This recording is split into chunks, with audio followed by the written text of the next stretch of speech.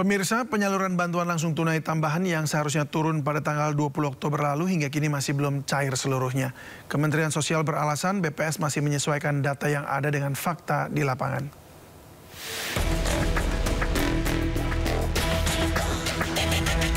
Bantuan langsung tunai tambahan hingga kini masih belum juga cair. Kantor pos di Jakarta Pusat pun terpantau sepi. Belum ada antrian penerima manfaat di dalam dan luar area kantor pos. Menteri Sosial Saifullah Yusuf beralasan saat ini pencairan BLT menunggu proses verifikasi dan validasi data selesai. Tujuannya supaya BLT tepat sasaran. Nah, hari ini kita sedang verifikasi. Nah, yang sudah mulai kita salurkan adalah yang rekeningnya udah siap. Ya, jadi yang lewat rekening dulu secara bertahap sudah kita proses. Sekarang udah lebih dari 10 juta, kemarin 8 juta, mungkin hari ini sudah lebih dari 10 juta dari 35 juta yang akan kita salurkan. Program BLT tambahan dikucurkan atas permintaan Presiden Prabowo Subianto. Program ini menyasar 17,2 juta keluarga dari sebelumnya 18,3 juta penerima.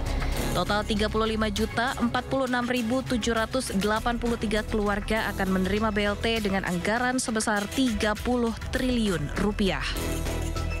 BLT ini ditargetkan menjangkau 140 juta orang dengan asumsi satu keluarga penerima manfaat terdiri atas ayah, ibu, dan 2 orang anak. Ini Bapak Presiden minta menambahkan bantuan langsung tunai ini yang akan diberikan pada bulan Oktober, November, dan Desember 2025 dan akan diterima oleh 36.783 keluarga penerima manfaat. Nantinya masing-masing penerima BLT mendapatkan bantuan sebesar Rp900.000. Pembagian BLT berjalan selama 3 bulan, sejak bulan Oktober hingga Desember 2025. Tim Liputan iNews melaporkan.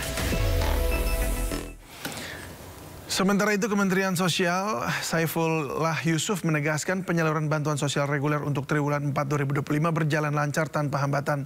Total bansos reguler menyasar lebih dari 18 juta penerima manfaat di seluruh Indonesia.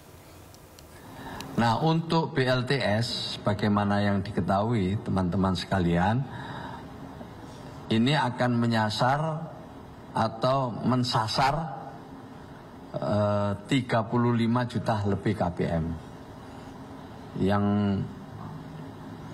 kalau di rata-rata satu keluarga ada 4 orang, berarti ini bisa menyentuh 140 juta jiwa lebih. Ini diperuntukkan bagi desil 1 sampai desil 4. Sebagaimana biasanya sebelum kami melakukan penyaluran, kami melakukan koordinasi dengan BPS. Tadi ingin saya sampaikan sebelum sampai ke situ saya tambahkan, selama ini penyaluran itu lewat 2 jalur. Satu melalui Bank Himbara dan satunya lagi lewat PT Pos Indonesia. Khusus yang reguler, yang lewat PT Pos Indonesia itu sekitar 700.000 KPM lebih. Mediasi antara peneliti kebijakan publik Bonatua Silalahi melawan Arsip Nasional Republik Indonesia terkait ijazah Jokowi digelar. Tidak ada kesepakatan dalam mediasi yang dilakukan oleh Komisi Informasi Pusat ini.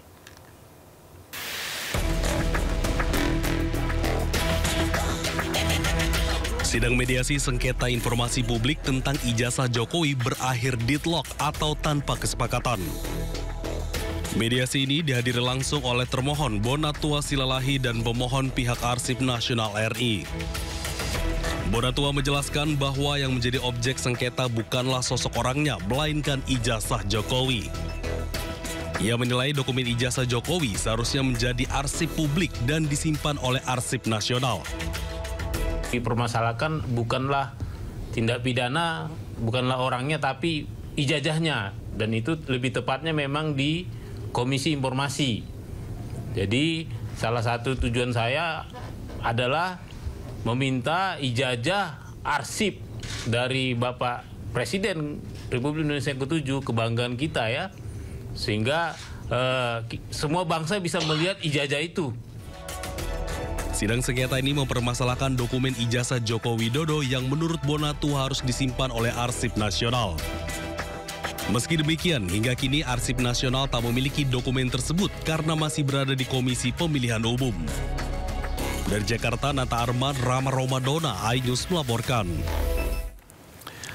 Sebuah kapal motor berbahan kayu yang diduga membawa bahan bakar minyak terbakar di tengah laut. Sementara kru kapal belum berhasil ditemukan petugas.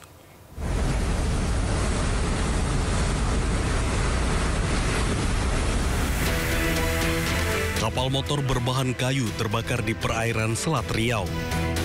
Petugas PLP Tanjung Uban, Kabupaten Bintan menerjunkan 3 unit kapal untuk memadamkan api. Setibanya di lokasi, petugas belum menemukan kru kapal meski telah dilakukan penyisiran. Dalam peristiwa itu, petugas hanya menemukan drum yang berisikan bahan bakar minyak jenis Pertamax. Api berhasil dipadamkan, namun kapal tidak bisa diselamatkan karena kapal kayu mungkin setelah ada kebakaran mungkin bocor, jadi akhirnya kapal tenggelam.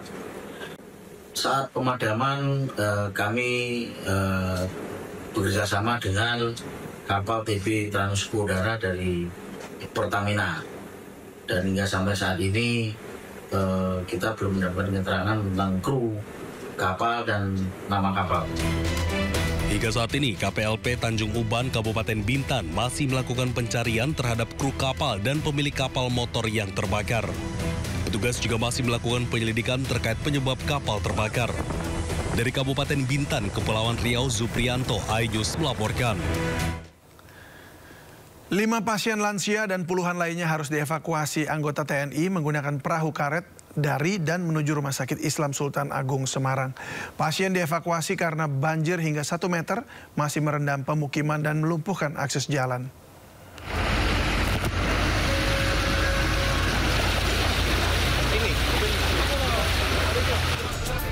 Belasan anggota Koramil Genuksari Semarang mengevakuasi sejumlah warga dan pasien di titik terparah banjir Pantura, tepatnya di depan RSI Sultan Agung Semarang.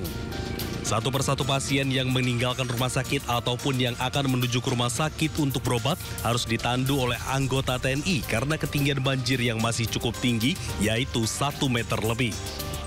Seorang pasien lansia yang masih sakit juga harus dipindahkan dan harus menggunakan kursi roda untuk dibawa ke IGD RSI Sultan Agung.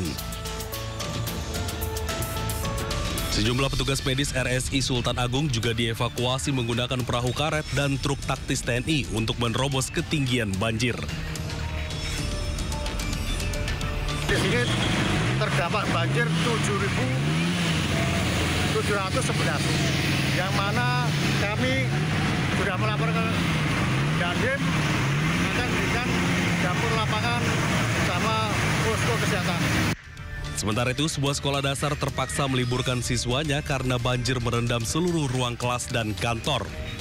Selain merendam sekolah, akses jalan menuju sekolah juga dikepung banjir sehingga menyulitkan murid yang akan ke sekolah.